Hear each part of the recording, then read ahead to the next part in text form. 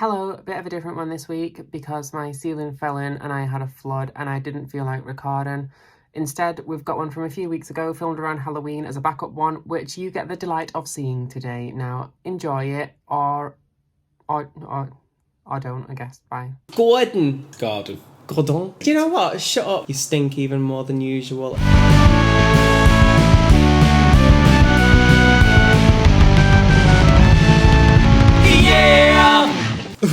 Welcome back. Welcome back. What's cracking, G? Don't know, but apparently whatever time in the future this is, it's still Halloween. Yes. See, what we have to do as people who create content for the internet, for our many adoring fans... 21. 21. is making sure that we've got stuff in the backlog so that, say, if one of us gets COVID or anything else, we've got something we can just pop out there with literally no work. Apart from this. Well, yeah, I'm gonna need to work on like editing all this together and stuff. But then let's just say I don't. 3 weeks time, you have the worst diarrhea of your life. Again. Let's say like 7 days in a row, it's just pouring out of you. You know what you just had. Yeah, let's just say, for example, that happens. You stink even more than usual, etc., etc. Then we don't have to meet up. You can just stay there lying in your own filth, and we'll just pop this one out instead. That's what we do for our hundreds of adoring fans. When we put this out, we might even have 22 fans. Something like 80% of people that are watching these videos are not subscribed. Can you believe that? Yeah. Yeah, me too, because the numbers don't lie, do they? COVID. This album that we'll be discussing today, obviously, with it being for the backlog, is not a current album. Picked this album because similarly a few weeks ago, or months, years, whenever this comes out, decades, we had your favourite album of all time, which was the Blue Album. Yeah. So I thought, you know, I'm important as well. Let's have my favourite album of all time, which is Gordon by the Barenaked Ladies. Garden. Gordon! Have you seen the cover art? There's 2 different cover arts because it was a reissue of it. So the one that I saw was the one that's on Apple Music currently. The blue one with it looks like a French flag in the middle. Yeah. So that's the mostly seen one. I wouldn't know what to make of that, to be honest, but the name Garden just wouldn't lead me to want to listen to this album. And I wish I'd have stayed with that instinct. Do you know what? Shut up. Didn't ask for your thoughts on the music yet. Yeah, I know.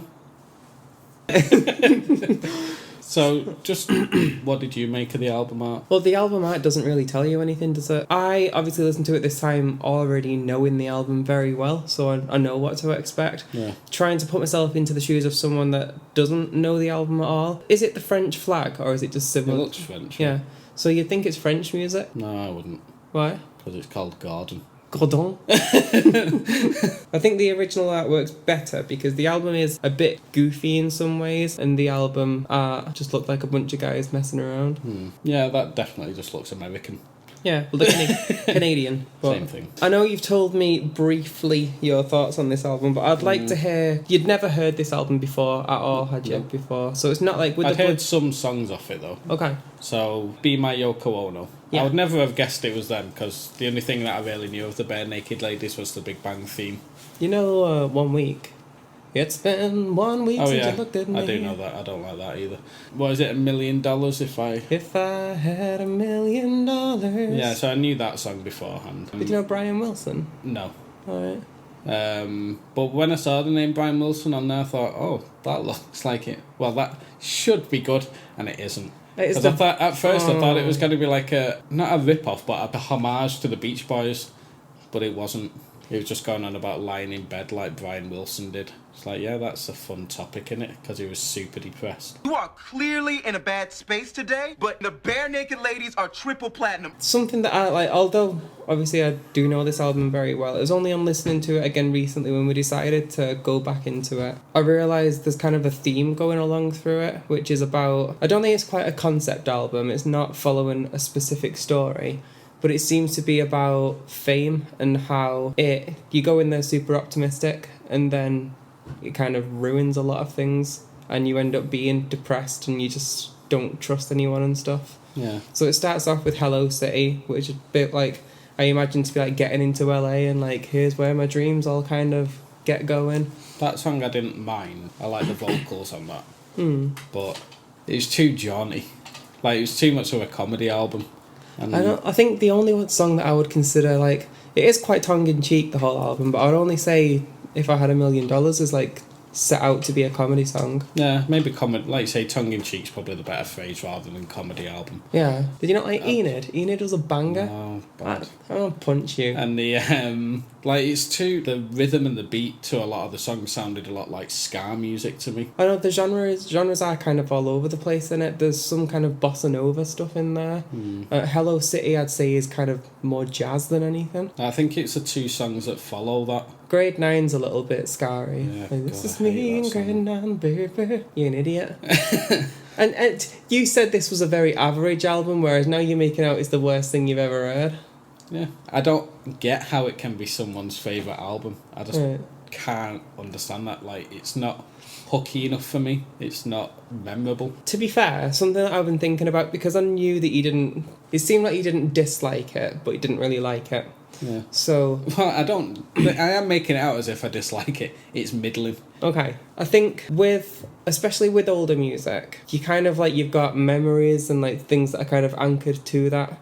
So like, I discovered this music when I was in college, which was a fun time. So kind of just already I'm kind of putting myself into the situation of like happiness, whereas now. Yeah. If you discover new music now. Yeah. I was wondering, like, that was in jest, by the way. I'm quite contented.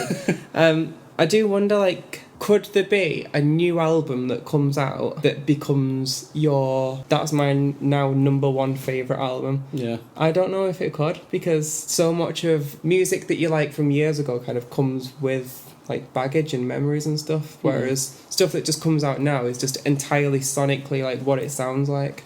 Yeah, I get what you mean, but there's been 2 albums in the last few years that I just absolutely. But would it take over Blue Album? It's up there. So it's The Dead Deads by The Dead Deads. I think that's what it's called anyway. That's how much I love it.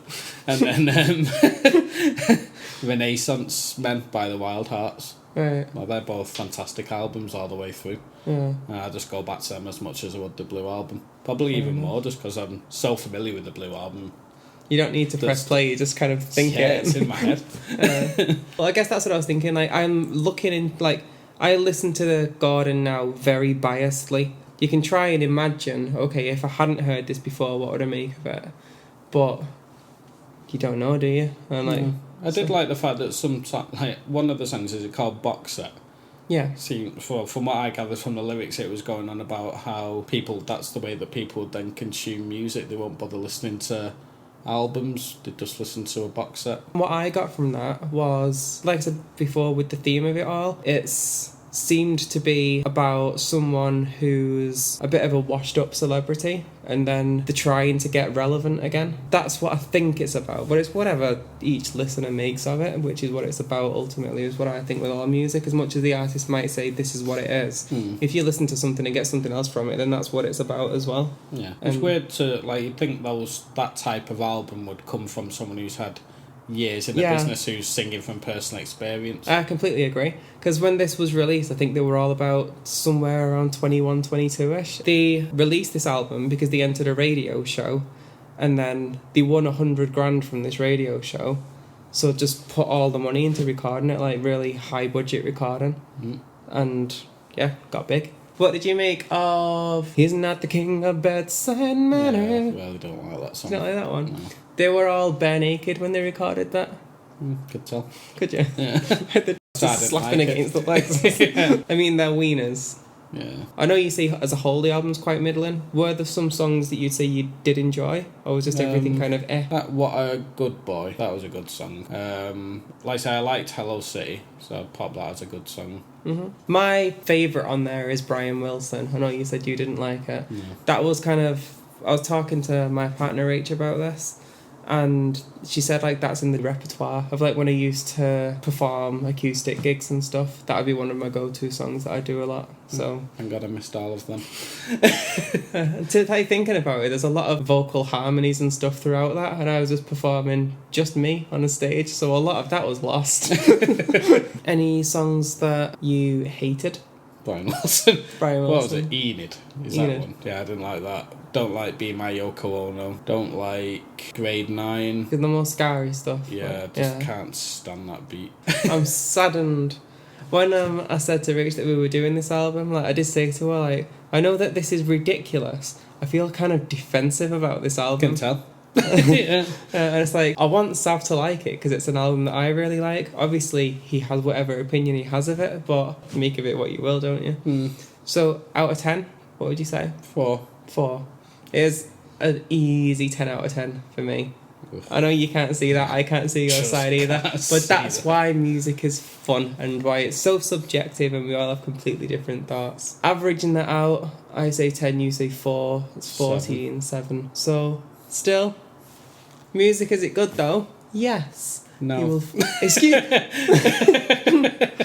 You know, I was thinking, I don't know if I've said, for any of the albums we've listened to, I don't think I've said like under 6. Yeah, I think you're too generous. I think I probably am too generous, but then for this one it would be a 10 regardless. If it's my favourite album of all time, you're not going to get better than 9. that. It's a 9. Nothing's good. Yeah, there is no such thing as perfection. So, yeah. Too generous or not, it would be a 10 for me because it is the best album in the world. We can't say what the next album is because this is going to be on the backlog and who knows when it's going to be released. Just deal with whatever the next album is. By then. Yeah, but, oh, God.